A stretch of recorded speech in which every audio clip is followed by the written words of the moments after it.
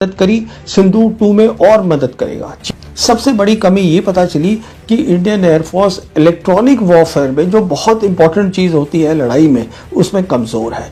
तब भी थी 2019 में और सिंदूर में भी कमज़ोर पाई। जानते हैं कि ये ऑपरेशन इंडिया ने स्टार्ट किया। इंडियन एयरफोर्स ने मिसाइल्स भेजी टेररिस्ट इंफ्रास्ट्रक्चर पर पाकिस्तान के अंदर, और आधे घंटे के अंदर अंदर पॉलिटिकल लीडरशिप ने ये तय कर लिया कि अब हमें लड़ाई आगे नहीं करनी। और ये खुद रक्षा मंत्री राजनाथ सिंह ने पार्लियामेंट में बोला है। हुआ क्या, दोनों बार में जो कमियां होती हैं लड़ाई की, इंडियन एयरफोर्स की हर सर्विस की होती हैं, वो दुश्मन को पता चल गई। सबसे बड़ी कमी ये पता चली कि इंडियन एयरफोर्स इलेक्ट्रॉनिक वॉरफेयर में जो बहुत इंपॉर्टेंट चीज़ होती है लड़ाई में, उसमें कमज़ोर है। तब भी थी 2019 में और सिंदूर में भी कमज़ोर पाई गई। उसके बाद क्या हुआ कि इंडियन एयरफोर्स ने एयर टू एयर ऑपरेशन, जो कि खास होता है मिशन किसी भी एयरफोर्स का, उसमें हिस्सा ही नहीं लिया। तो ये भी ऑब्वियसली पॉलिटिकल डिसीजन था, और वो सोच ये रही होगी कि हम टेररिस्ट इंफ्रास्ट्रक्चर पे हम अगर मिसाइल भेज रहे हैं और दाग रहे हैं, तो एयर टू एयर ऑपरेशन का मतलब हो गया कि हम मिलिट्री टू मिलिट्री फाइट करेंगे, वो नहीं करेंगे। तो वो भी नहीं हुआ। तो कहने का मतलब ये है कि ये सबका नतीजा क्या निकला।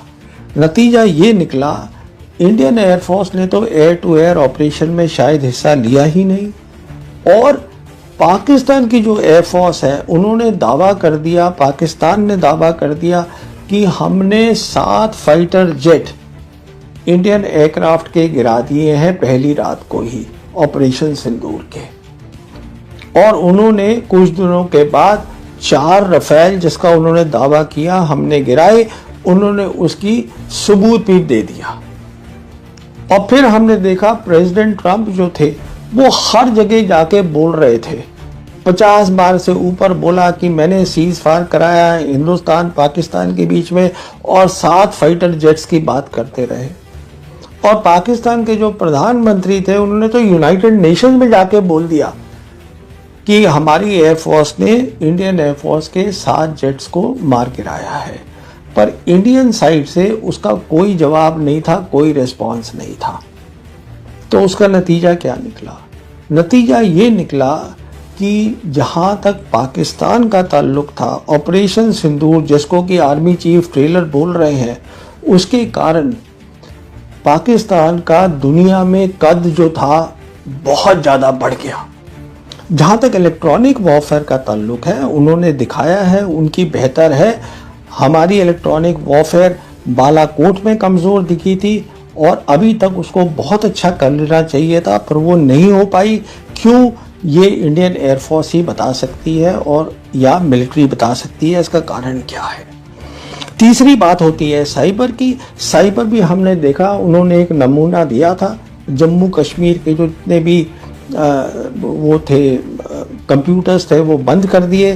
तो काबिलियत है, और चीन उनकी पूरी मदद कर रहा है। आप मान के चलिए, सिंदूर 1 में चीन ने मदद करी, सिंदूर 2 में और मदद करेगा चीन, पूरी पाकिस्तान की। बिकॉज चीन आपसे लड़ाई नहीं लड़ेगा, चीन आपको समझता ही नहीं है अपने लेवल का। पर चीन ये देखेगा कि पाकिस्तान जो है वो काफ़ी अच्छा करेगा जब सिंदूर 2 होगा। इसी कारण से, क्योंकि ये इन डोमेन्स में, मैंने इनको वर्चुअल डोमेन्स बोला है, ये जो होती हैं इलेक्ट्रॉनिक वॉरफेयर, साइबर स्पेस, इसमें अगर आप अव्वल नहीं हैं, आप लड़ाई नहीं जीत सकते। क्योंकि उनके पास ये काबिलियत है, पाकिस्तान के पास, चीन ने उनकी मदद कर रही है, करा है और करती रहेगी। तो अब वो जो लड़ाई लड़ेंगे अगली जो होगी फुल स्केल, वो होगी जिसको मैं बोलता हूँ एक अलग अंदाज में, जिसको ऑपरेशनल लेवल ऑफ वॉर बोलते हैं।